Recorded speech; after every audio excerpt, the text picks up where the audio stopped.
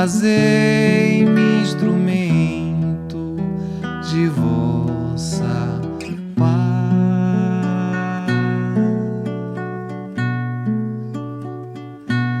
Onde houver ódio, que eu leve o amor.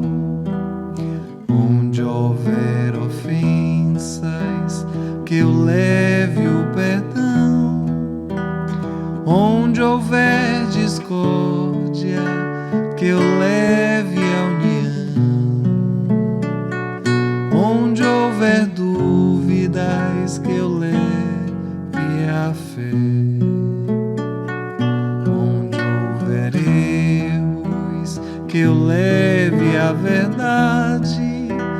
Onde houver desespero, que eu leve a esperança. Onde houver tristezas, que eu leve a alegria. Onde houver trevas, que eu leve a luz. Ó Mestre, fazei que eu procure mais consolar, que ser consolado, compreender, que ser compreendido, amar, que ser amado, pois é dando que se recebe, é perdoando que se é perdoado, e é morrendo esse vive para a vida eterna.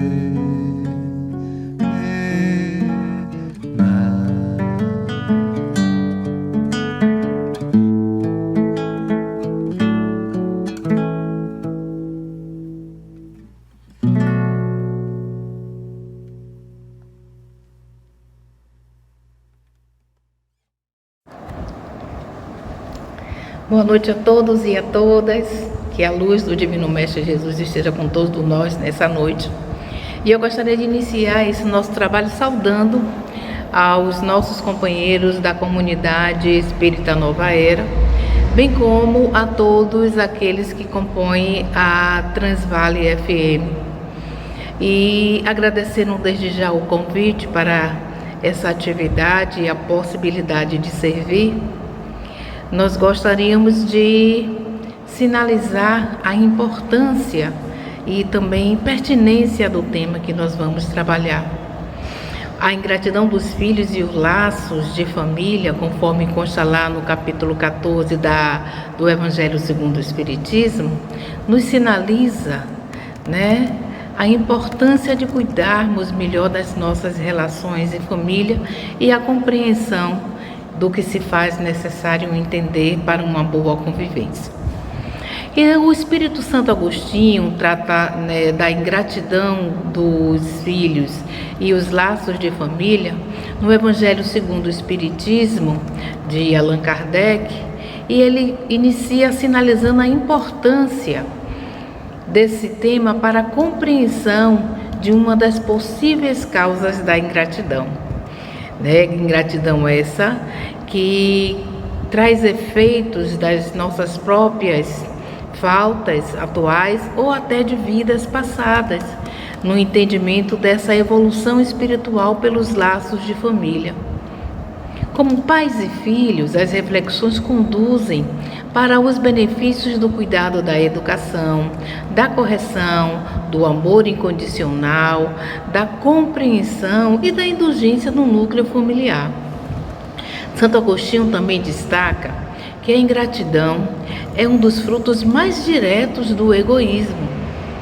É esse fato esse que revolta sempre os corações honestos, mas a ingratidão dos filhos para com os pais apresenta caráter ainda mais odioso e é, em particular, desse ponto de vista que vamos considerar para ali analisar as causas e também os efeitos, né? Nesse caso, como em todos os outros, o Espiritismo projeta uma luz sobre um dos grandes problemas do coração humano. Porque a ingratidão decepciona, a ingratidão magoa, a ingratidão fere, a ingratidão entristece. Essa é a verdade. E lá no Livro dos Espíritos, Allan Kardec nos mostra, na questão 937, que a ingratidão é uma prova para a nossa perseverança na prática do bem.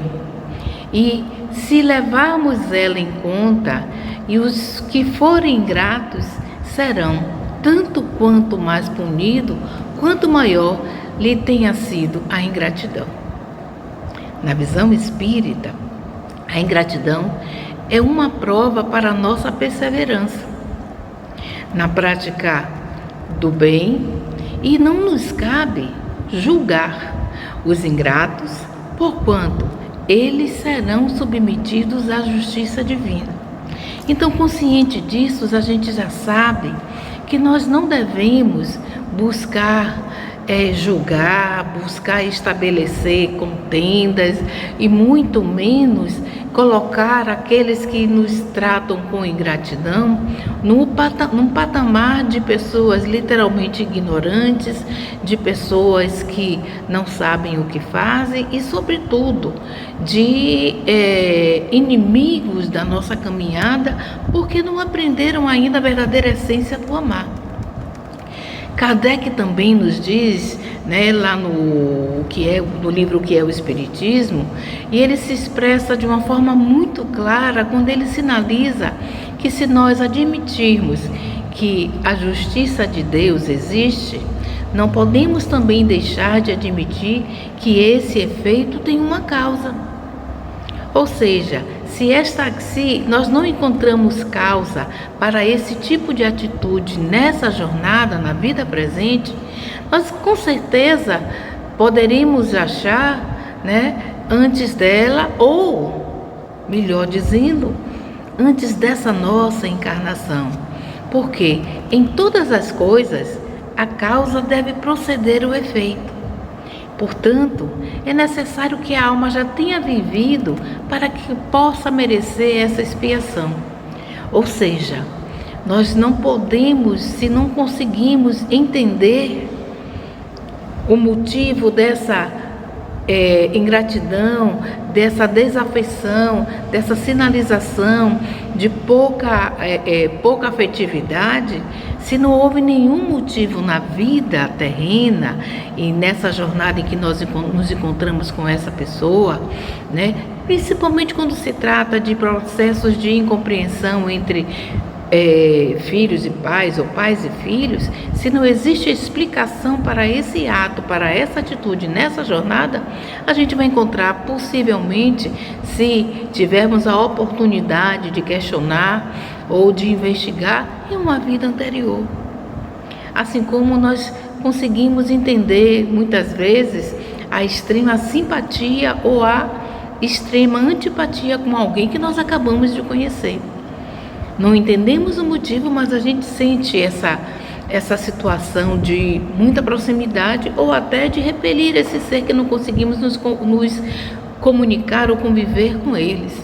Assim é a ingratidão, né? E a ingratidão dos filhos para com os pais também processa desse mesmo motivo. Pois, se avaliarmos no nosso processo de vivência encarnatória, a gente vai entender, como nós já ouvimos falar, que o nosso planeta Terra é uma escola e as nossas salas de aula é na família.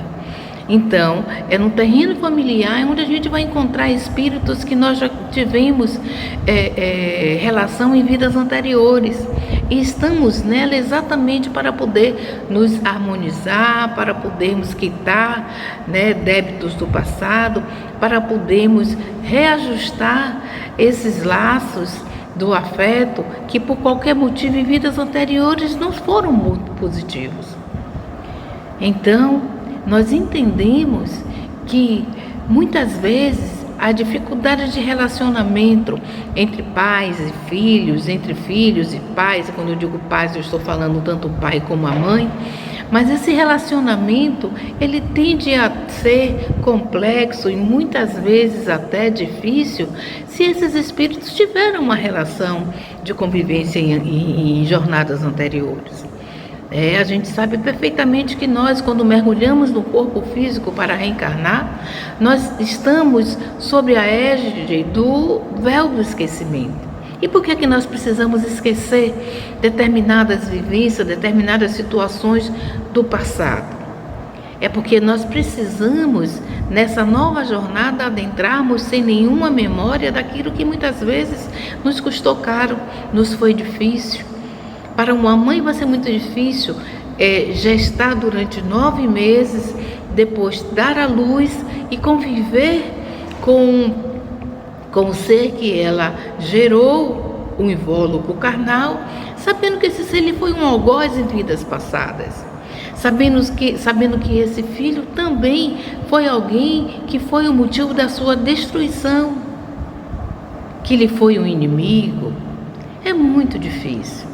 Para uma criança que está reencarnando, né, para o espírito que se permitiu vir através daquela família, se ele tiver situações muito difíceis ou tristes de vidas passadas, ele vai simplesmente, ou no decorrer da gestação, ou após, né, reencarnar, ter dificuldade de ter uma relação com esse pai ou com essa mãe, com a sua família, muitas vezes também com os irmãos ou irmãs que estão no seu convívio, com avós, tias e tios.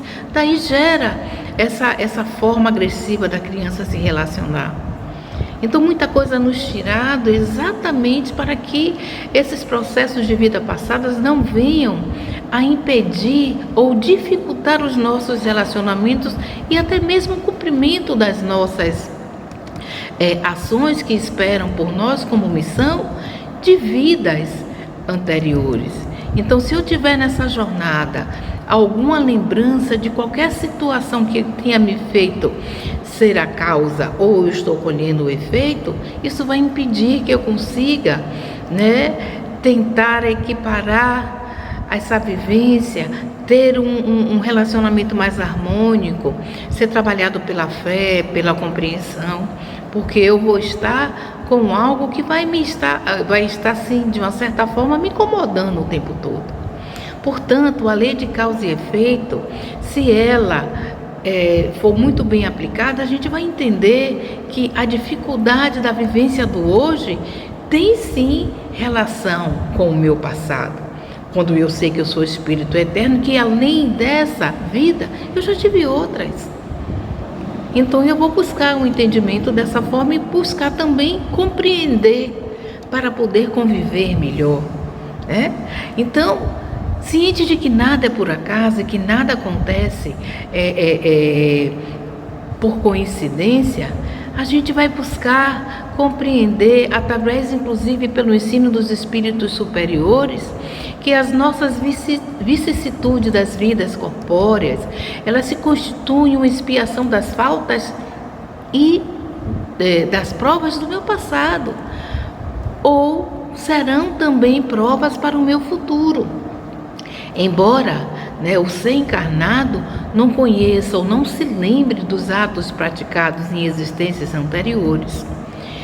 Dessa maneira, nós devemos buscar suportar esses momentos difíceis com resignação e entendendo que essas expiações e essas provas irão depurar-se ao longo do tempo, irão de uma certa forma me trazer um aprendizado e me permitir um processo de elevação espiritual, se eu buscar entender e transitar por essas dificuldades com entendimento, com resignação, com perseverança, entendendo de que aquilo está acontecendo por uma necessidade, por uma razão e por um motivo.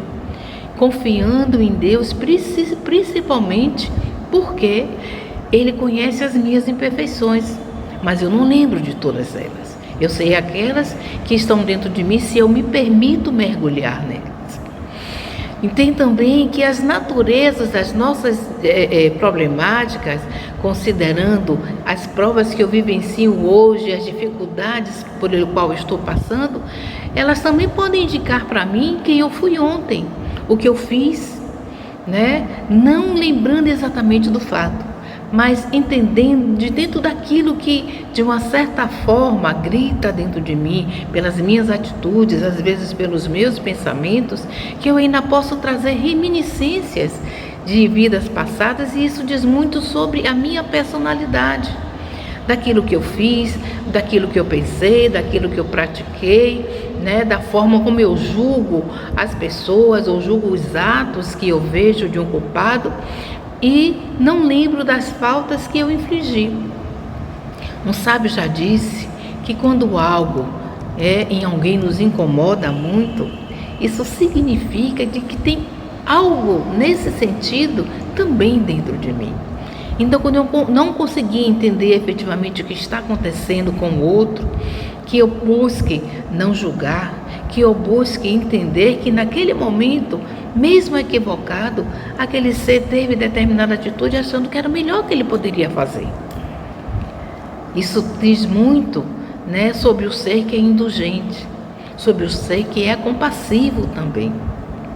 E nesse sentido, o Espiritismo nos esclarece que uma das possíveis causas da ingratidão dos filhos depois de uma existência, o espírito leva consigo paixões e virtudes inerentes à sua natureza e de uma certa forma ele se aperfeiçoa no espaço. Ou seja, se ele não busca, né, trabalhar o seu íntimo, se ele não busca entender, né, determinadas situações e não levar tudo, como diz algumas pessoas, a ferro e a fogo, não é muito impossível, né, busca compreender mais, acerenar, compreender, ele não vai estar avançando, né, no caminho das existências encarnatórias. Mas se ele é um ser que busca compreender, que busca perdoar, que busca acerenar, de uma certa forma até conciliar pessoas que estejam nessa situação, ele só vai trazer para perto de si mais dificuldades de entendimento e de relacionamento. E quando o ser trabalha muito não trabalha muito esse seu personalismo, ele busca sempre trazer aquela coisa da vingança, do ódio, do ressentimento dentro dele, ele vai estar estacionando no tempo, porque ele vai estar simplesmente comprometendo a cada nova oportunidade a existência e a fase de poder se elevar, de buscar iluminar a sua consciência e dessa forma fazer valer essa sua oportunidade de evolução, porque é para isso que nós estamos aqui, é para evoluísmo. Então, meus amigos, o espírito que vive cheio de ódio, desejoso de vingança e que busca a todo tempo, né, revoltado e não aceita que ninguém lhe diga que ele deve buscar perdoar, não consegue conceber que o perdão é uma ferramenta libertadora para o nosso processo de evolução, de crescimento, ele vai ser infeliz. E se ele vai ser infeliz, ele não vai conseguir entender a importância do amor. Ele não vai conseguir entender a importância de considerar aqueles com quem vive. Ele não vai conseguir entender e muito menos levar a termo, né, a bênção de que está vivendo mais um dia e com as pessoas que Deus lhe deu como benfeitores espirituais para lhe fazer exercitar a paciência, a tolerância, a indulgência, a compreensão, ele vai estar perdendo, né, essa grande oportunidade que é de corrigir os seus erros, de exercitar o amor e de evoluir nesse processo. Assim é feito com os nossos filhos. Assim é feito com aqueles que convivem conosco, que muitas vezes se comportam rebeldes, revoltados, amargos, sem nenhum laço afetivo, e isso faz com que essas relações sejam fadadas a não dar certo. E isso, sem dúvida nenhuma, vai necessitar e vai carecer de que o seu pai, a sua mãe, os seus irmãos trabalhem muito mais a paciência, trabalhem a compaixão, trabalhem o entendimento para poder buscar entender por que aquele ser no seio familiar se comporta de maneira tão avessa a tudo aquilo que recebe. Se recebe flores, dá espinho, se recebe sorrisos, dá rostos travados, não consegue viver com alegria, não consegue ter posições de serenidade, porque para ele tudo é muito mais difícil. Então, nesse caso, para este ser que se coloca ou se comporta de maneira infeliz, na sua convivência, vai precisar de muitos anos de meditação, de oração, para que ele possa aos poucos, aproveitando essa oportunidade que lhe foi dada em um novo corpo, e no seio de uma família, daquele que, sem perceber ou sem entender, parece que ele só detestou. É necessário também, pedir aos bons espíritos incumbidos pelo seu planejamento reencarnatório, que ele possa aurir forças para trabalhar dentro de si a vontade de viver no bem, na compreensão, no amor, na tolerância, para que dessa forma ele possa encontrar alegria e motivos para se transformar. Quem sabe orientação até para o processo da reforma íntima, a transformação do ser que nos dá a chance de progredirmos e percebermos o quanto é importante cada nova missão reencarnatória que a gente abraça. E essa nova missão reencarnatória, pelo processo do seu planejamento, esse ser, ele inclusive, uma vez identificado que ele está, de uma certa forma, desajustado, ele vai buscar, num outro momento, quando se deparar com tudo aquilo que ele causou no seio da sua família, programar uma nova missão reencarnatória e vai pedir para vir novamente como pai, como mãe ou como alguém mais próximo para poder reparar essa sua falta no processo da convivência. Então, a fim de que ele tenha um melhor cuidado, um carinho mais intenso, uma convivência mais harmônica e dessa maneira alcançar o resultado de reparar os erros, encontrar motivo para poder quitar esses débitos e se ajustar com aquele ser que possivelmente lhe é tão caro e tão importante para a sua evolução espiritual. Se assim não fosse, não estariam tendo várias oportunidades de estarem juntos nesse mesmo plano. Dessa maneira, meus irmãos, mergulhados na vida corpórea, os espíritos, eles pedem a lembrança, daquilo, de tudo que fizeram no passado, daquilo que foi cometido como faltas, como os erros, mas trarão sim nos traços dos seus sentimentos inferiores e de forma instintiva. Porque nenhum de nós passa por aqui sem ter trazido uma missão, sem ter trazido a necessidade de estar convivendo com alguém. Se hoje a gente vê filhos literalmente ingratos com os pais, ou às vezes pais com uma dificuldade muito grande de convivência com os filhos, uns são favoritos, outros são preteridos, isso se dá por conta dos ressentimentos existentes, né, em vidas anteriores, provocando dessa forma esses ódios e repulsas.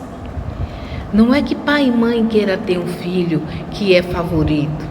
São as reminiscências de vidas passadas que faz com que esses posicionamentos instintivos de filhos, dos pais, que aparentemente se tornam injustificáveis.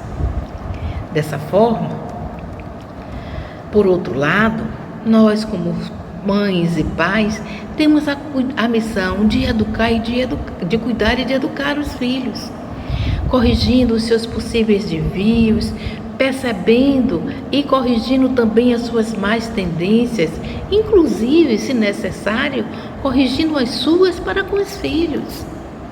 Porque o processo reencarnatório é um aprendizado para todos.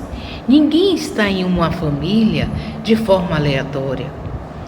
Nós temos vínculos a serem ajustados. E esses vínculos fazem com que a gente busque se ajustar durante os caminhos das nossas existências.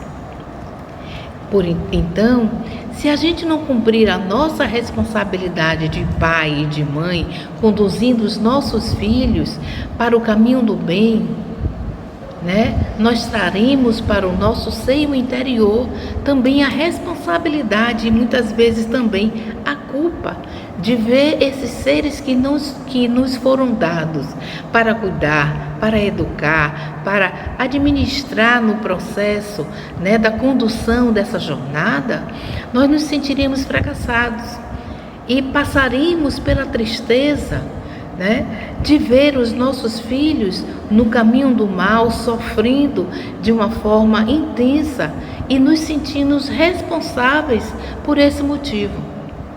A melhor forma de fazer isso é de buscarmos entender, buscarmos acolher, buscarmos corrigir e não condenarmos os nossos filhos quando traçarem ou agirem de maneira ingrata para conosco, pois um ou outro em algum momento já errou para com o outro.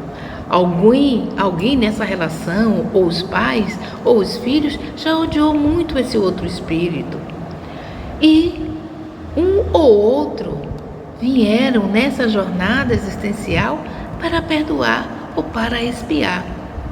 Lá no próprio Evangelho, né, quando o Allan Kardec nos traz esse esclarecimento sobre a ingratidão do filho, existe uma passagem que a mãe, com a criança no braço dormindo, quando a criança se mostra arredia, quando a criança se mostra inquieta e desafetuosa, a mãe pede que essa criança busque, né, acerenar o seu coração, pede perdão e diz: uma de nós já errou muito em outras vidas. Então que a gente busque nessa existência nos entender, que a gente busque nos compreendermos e trazermos no seio dessa jornada, né, o amor para que ele possa falar mais alto e a gente possa cumprir a nossa missão. Dessa forma a gente tem que buscar entender e compreender. E a gente não está propondo algo que a gente sabe que é fácil. Lidar com o sentimento da ingratidão é algo muito difícil. Fazer de conta que não aconteceu é algo quase que impossível. Mas, se a gente entender que o entendimento, né, e o perdão da ingratidão de um filho para com os pais, nessa vida, é sem dúvida nenhuma o começo de uma prova. E se não tiver êxito nessa jornada, Deus dará o consolo, pois um dia o filho ingrato recompensará com o seu amor. E a bondade de Deus nunca fecha suas portas. Mesmo nos momentos difíceis, que possamos agradecer a Deus, sem queixas, com muita paciência, com muita bondade, a oportunidade que nos foi dada de vencer essa prova. E que a gente possa, suportar essa gratidão que um dia, com certeza, com muito amor no coração, ela vai ser superada. Nós temos um exemplo muito interessante que o próprio Evangelho nos faz analisar, que está lá na Bíblia, lá no capítulo de Lucas, quando ele fala na parábola do filho pródigo. Parábola essa trazida pelo Mestre Jesus, em que ele traz um dos momentos importantes para se avaliar, as nuances da vivência, de uma família.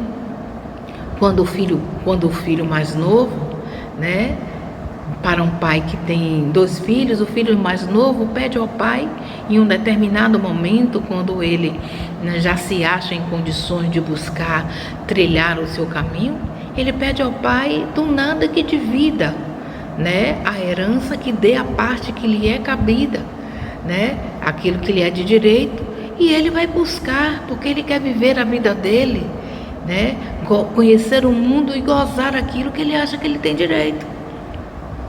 O pai, sem dúvida nenhuma, se entristece no primeiro momento, mas ele compreende o pedido do filho, faz a divisão e dá a parte do filho, e o filho sai para viver o mundo.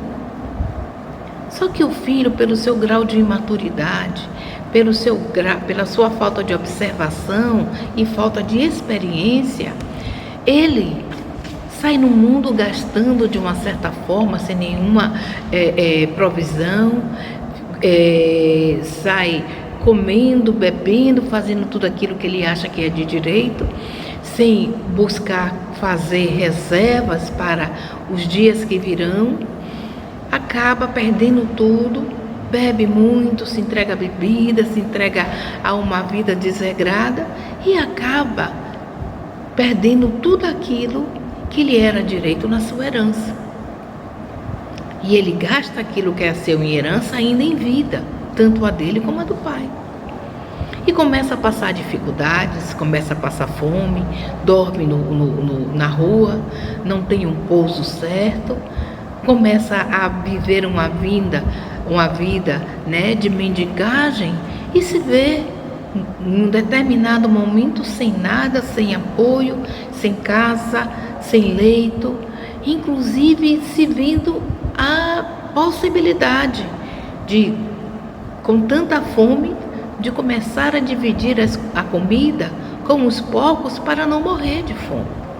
E aí ele entende de que ele não vai conseguir fazer mais nada, que ele não tem outra opção a não ser retornar para o seio da sua família.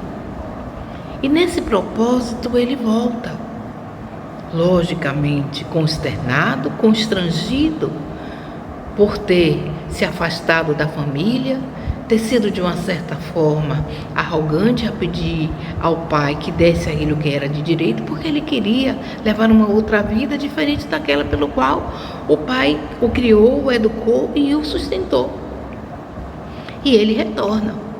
Mas esse pai, que seguiu ainda com o seu outro filho, que era o mais velho, ao saber que esse filho estava retornando, pede para o filho mais velho, que esteve com ele durante todo o tempo, que mandasse pegar o melhor boi, que matasse esse boi, porque ele iria fazer uma festa para esse filho que ele achava que estava perdido, que não sabia sequer se ainda estava vivo, e que ele queria comemorar, que convidasse todos os amigos, que o pai queria comemorar junto a todos aqueles que moravam nessa localidade, o retorno do seu filho pródigo que estava perdido.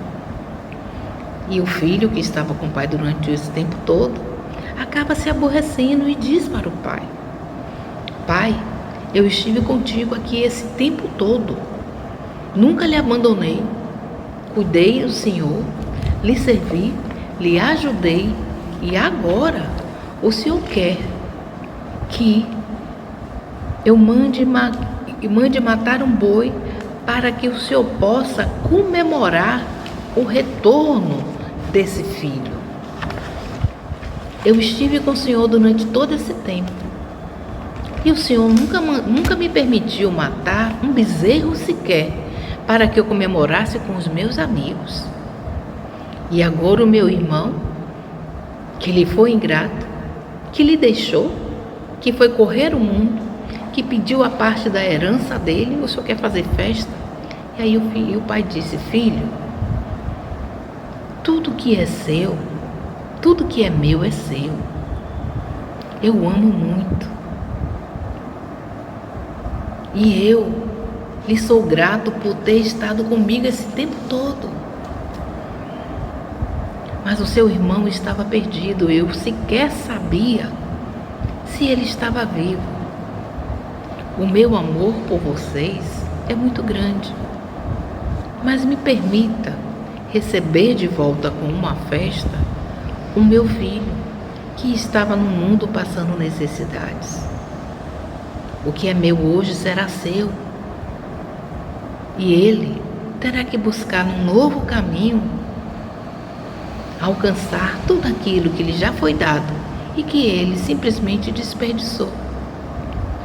Eu continuarei sendo seu pai, eu continuarei sendo grato a tudo que você fez, mas o seu irmão precisa ser acolhido com o amor. Então essa parábola do filho pródigo, quando o pai tem esse posicionamento, a gente tem várias reflexões a tirar sobre esse aspecto. A primeira delas, que Deus permite que muitas vezes, envolvidos no nosso orgulho, a gente faça as nossas escolhas, porque temos o livre-arbítrio, e Ele permite que às vezes a gente caia para que a gente possa se levantar novamente. Ele permite que a gente possa aprender com os nossos próprios erros. Mas Ele não deixa de ser o nosso Pai.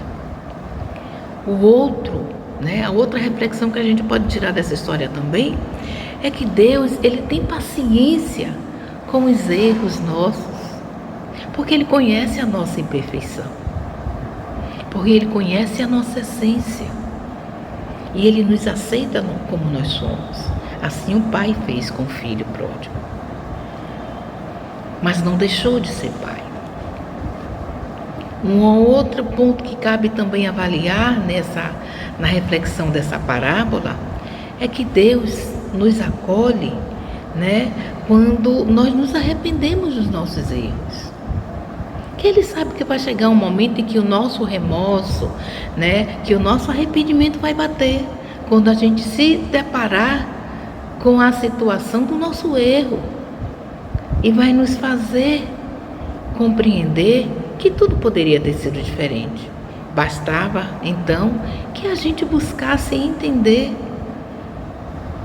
que naquele momento a gente fez uma escolha errada, mas que Ele nos dá uma outra oportunidade, e tantas quantas forem necessárias, para que a gente se permita acertar da próxima vez. Ele não deixa que a gente fique arriado no chão. Ele nos fortalece para que a gente levante e continue a caminhar. E muitas vezes Deus sabe também que a gente age por incompreensão, assim como o outro filho não compreendeu a atitude do pai, dando importância muitas vezes àquilo que não é importante, mas não vendo a real situação da compreensão, da compaixão daquele pai com o filho que voltou, simplesmente desprovido de tudo, até do seu orgulho, da sua vaidade, do seu egoísmo. Ele teve que se dispor para retornar e pedir perdão ao pai. Em alguns momentos a gente tem que se despir, de alguns sentimentos para recomeçar a nossa jornada e recomeçar da forma correta. Um outro ponto muito interessante é que o amor de Deus, o amor de pai pelos seus filhos é igual. O pai não disse ao filho que pegasse o filho mais novo que retornou e que botasse na casa dos empregados, que tratasse ele feito um animal porque ele tinha feito tudo aquilo. Não, o pai o acolheu. acolheu amorosamente. E para finalizar essa nossa reflexão com base nessa parábola, né, é que o pai não desmereceu o filho que ficou com ele, o filho que lhe ajudou, o filho que cuidou dele, que trabalhou com ele. Mas aquele filho era o filho hoje da confiança dele. Era o filho que ele sabe que o apoiou e que quando ele fechasse os olhos, era o filho mais velho que esteve com ele e queria administrar tudo que era seu. Então, nós precisamos avaliar em alguns momentos que mesmo com os erros dos nossos filhos ou daqueles que nos rodeiam, ou até o erro, né, que nós enquanto pais e mães cometemos, que nós precisamos reavaliar as nossas atitudes, pedir perdão, nos despir dos sentimentos de orgulho, de vaidade, do egoísmo, para recomeçarmos de uma forma correta, sincera e transparente. E assim foi feito nessa grande explicação que o Mestre Jesus nos traz sobre a alegoria dessa parábola. E ela tem muito aprendizado para nós avaliarmos enquanto família, que possamos aprender mais com os ensinamentos de Jesus, pois pelos laços de família, que constitui sem dúvida nenhuma a lei da natureza, a gente tem a oportunidade do aprendizado e da evolução, tendo sem dúvida nenhuma por fundamento o amor e a união, congregando ideais, os sonhos, tarefas árduas, sofrimento, porque às vezes a gente passa, né, tempestades, mas também os nossos valores morais, né? Considerando tudo que a gente colhe em vidas passadas, a família é formada por agentes diversos. Então, eles se reencontram exatamente na condição de afetos e desafetos, amigos e inimigos, para esses ajustes que são tão necessários e os resgates que são indispensáveis. A família, meus amigos, pelos laços espirituais, vai se fortalecer sempre pela purificação, e ela se perpetua no mundo espiritual através de várias migrações da alma, porquanto a reencarnação, né, que o espírito tem, vem do espaço exatamente para progredir nessas agremiações familiares na Terra, e ela tem as suas funções tanto educadora como regenerativa. Que nós não desperdicemos em nenhum momento as santas oportunidades da vivência em família. É bem verdade que a gente vai encontrar momentos difíceis, de convivências delicadas, outras complexas, mas a proposta dessa evolução, né, numa agremiação familiar, não é gerar apego, muito, né, ou é exatamente promover a ampliação da família no sentido do amor fraterno universal.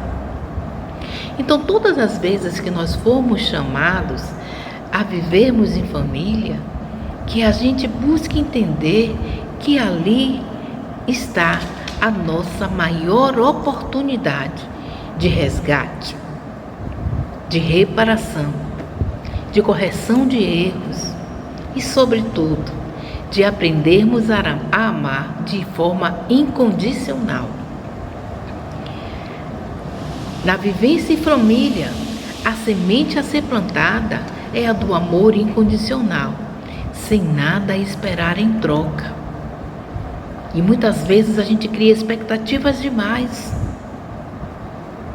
E o ser sequer sabe que ele está sendo responsável de determinadas expectativas que ele não tem nem condições de responder ainda, né, da forma como se espera.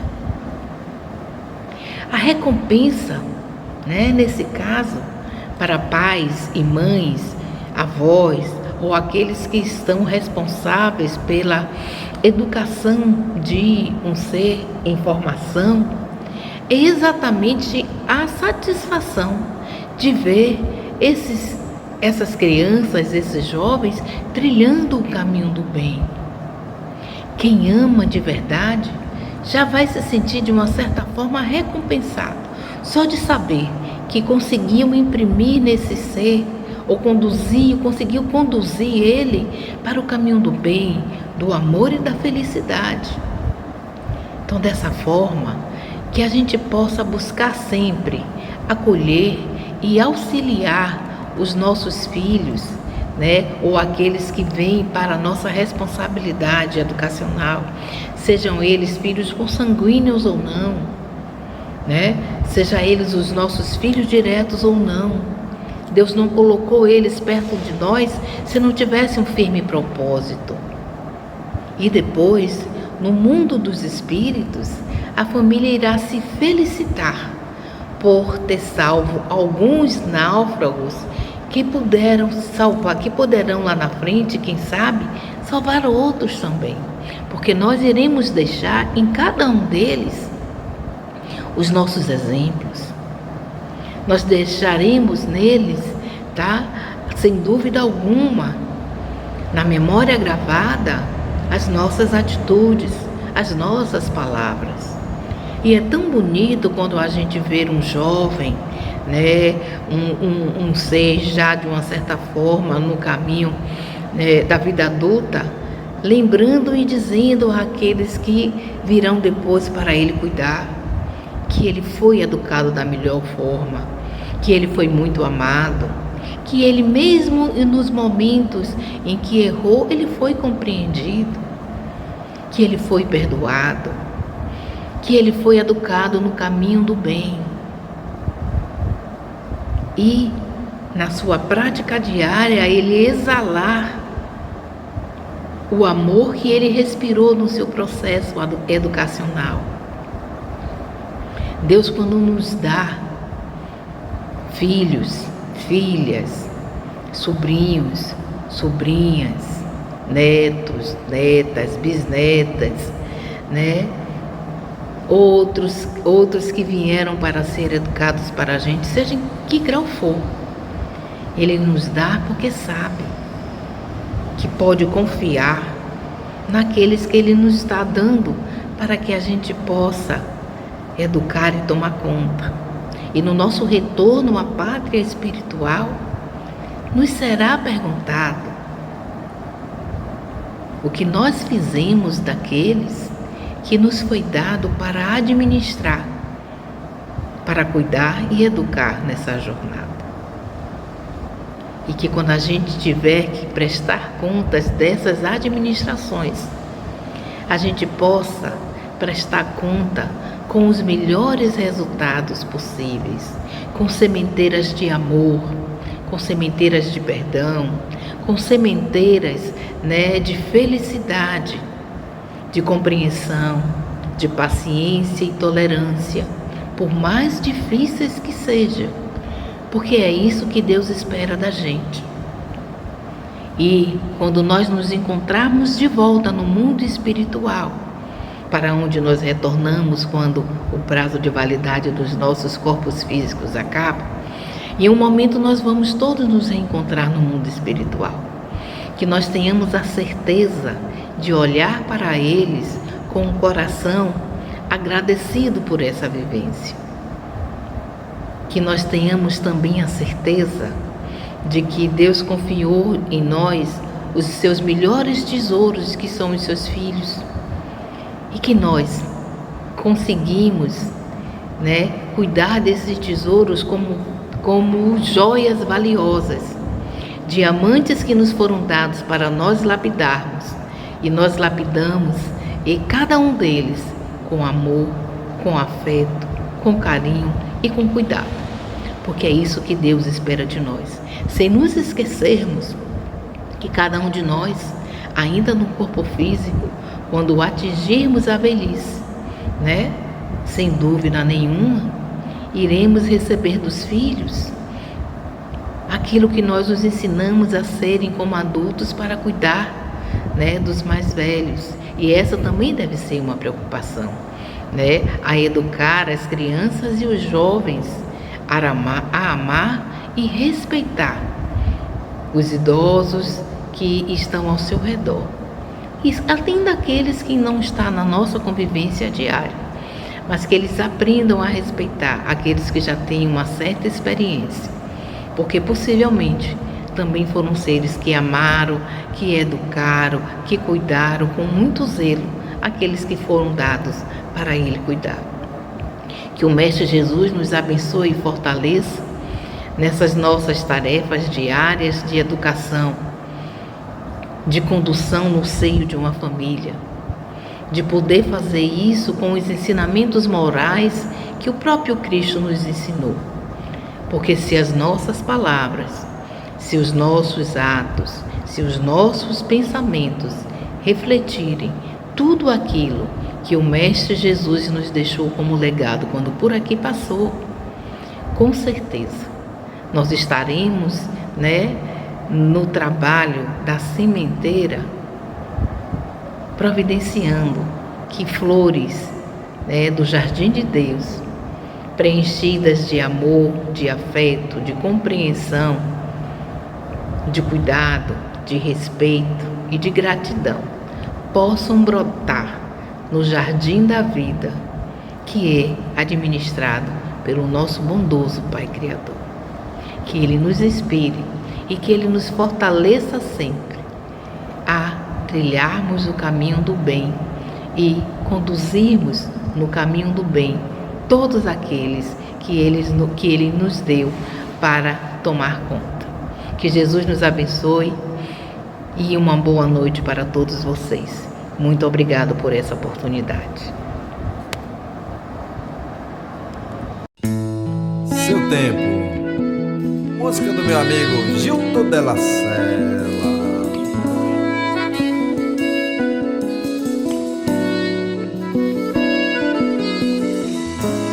O tempo diz que não é de ninguém, revela só quem as pessoas são. O seu relógio não contabiliza quantas batidas tem o seu coração. O tempo avisa que não quer saber se a encomenda que partiu chegou. Quem sobrou na curva, quem adormeceu, quem foi que sorriu, que se machucou. O tempo não tem tempo a perder. No mesmo compasso vai e vem. Não desperdice o tempo que lhe resta. Você não sabe quanto tempo você tem. O tempo diz que não manda recado, que não garante o seu compromisso. Quando você erra, ele está calado. O tempo não tem nada a ver com isso. Aperte o passo que o problema é seu. O tempo não para se você implora, se acordou tarde ou se arrependeu. Tudo tem seu tempo e a sua hora. O tempo não tem tempo a perder. No mesmo compasso vai e vem. Não desperdice o tempo que lhe resta. Você não sabe quanto tempo você tem.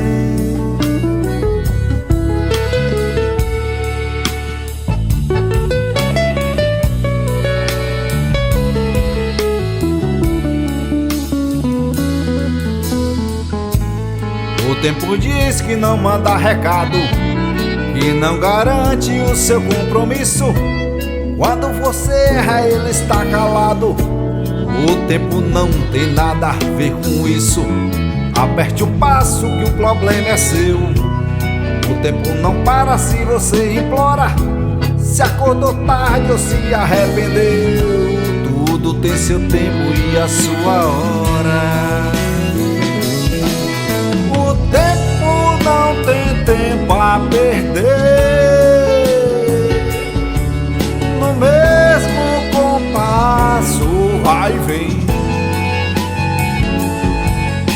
Não desperdice o tempo que lhe resta, você não sabe quanto tempo você tem. O tempo não tem tempo a perder, no mesmo compasso vai e vem. Não desperdice o tempo que lhe resta, você não sabe quanto tempo você tem. Você não sabe quanto tempo você tem. Você não sabe quanto tempo você tem. Ao vivo pra você.